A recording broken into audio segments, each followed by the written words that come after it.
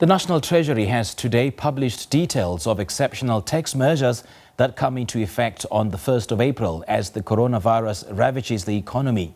These measures include a tax subsidy to employers of up to 500 Rand per month for the next 4 months for private sector employees earning below 6,500 Rand. John Dludlu is the CEO of the Small Business Institute and joins us now on the line. Mr. Dludlu, a very good evening to you. Thanks for joining us. Welcome to the Globe. Good evening, Cynthia, and thank you for inviting us. First of all, make us understand what these tax incentives means in terms of helping small businesses in the country cope with this coronavirus pandemic. So basically, this is a follow-up to what was announced by the President and to what was announced by the cluster of the economic cluster a day after the President announced the economic support measures. So what they've done is to elaborate on exactly how this is going to work, because you can't just do anything without legislation and regulation. So this is a follow-up to that. And one of the things that the Minister says is some of these things are going to require an act of parliament, and this is only going to happen later in the year. It doesn't have to happen right now, but it's enough if we have it in place right now. So two things that are quite significant about what happened today. Also alongside the announcement by the National Treasury were a set of criteria announced by the Department of Small Business Development to also elaborate on the qualifying SMEs for the support for debt relief, resilience funding, and debt restructuring from their agencies as well. So what we're seeing now is not new announcements. It's just further detail that elaborates on the measures that were announced by government ministers over the last week. What obviously may be frustrating to people, and we've seen this over the past week since the announcements were made by government, is that these piecemeal announcements are quite confusing to people. And for example, it's almost been 2 weeks now since we heard about the 500 million Rand relief fund from the DSBD, that's the Department of Small Business Development. However, the details are trickling down. So entrepreneurs and SME owners are not able to plan their lives accordingly because this information is arriving piece by piece. So 2 weeks ago, we also had a situation where the Reserve Bank announced measures. It cut the interest rates by 1%. As FBI, we're asking for 2 percentage points. And then a week later, the bank started buying some bonds. So our preference as FBI would have been for government to actually coordinate all the measures that they're putting in support of SMEs and in support of the economy in one basket, hold one briefing, and provide all this information. You just touched on the qualifying entities. So I would like to know, Mr. Dludlu, what are the compliance requirements or, well, at most, the qualifying criteria for these for the companies to benefit from these kinds of tax incentives? Because we do understand that these tax incentives will only apply to companies which were registered with SARS as of the 1st of March this year. It does appear then that the net is not cast wide enough for small businesses to benefit. Cynthia, that's you're hitting the nub of this issue now. That who are we supporting, and what is this exercise designed to do? We are arguing that there are other policy instruments used to ensure compliance, to formalize the informal economy. This is not the time. Right now, our country is facing a crisis. I made an example earlier today that this is a nuclear war. You don't fiddle when you are faced with a nuclear war. You don't pull out an okapi or penknife.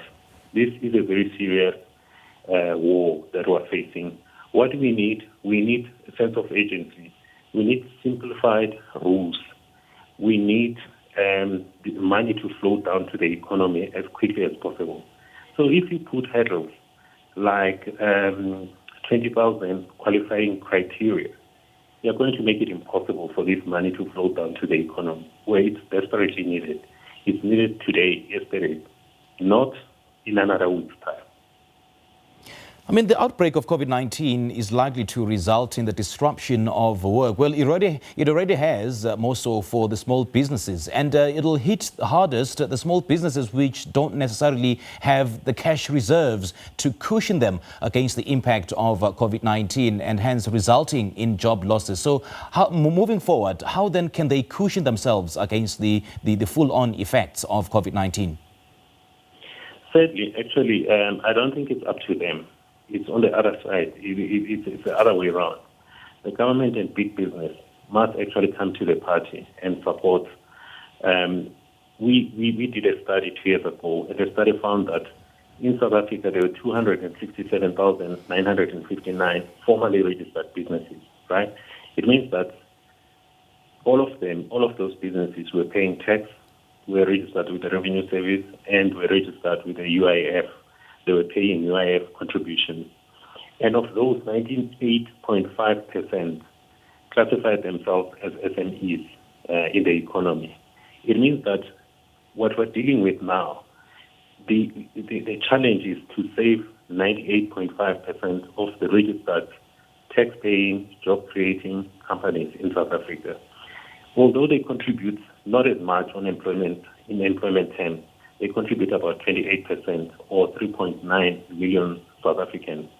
That's quite a considerable amount of people. That's quite a considerable amount of livelihoods in South Africa. These are the people and livelihoods that we have to save today. We really have to move with speed. Unfortunately, their hands are tied. They're already facing red tape, bureaucracy. They're facing late payments, which are affecting their cash flows. And of course, in the last few weeks, they have been facing power outages as a result of electricity supply from Eskom. Now, of course, you are throwing a new challenge to them, COVID-19 to them.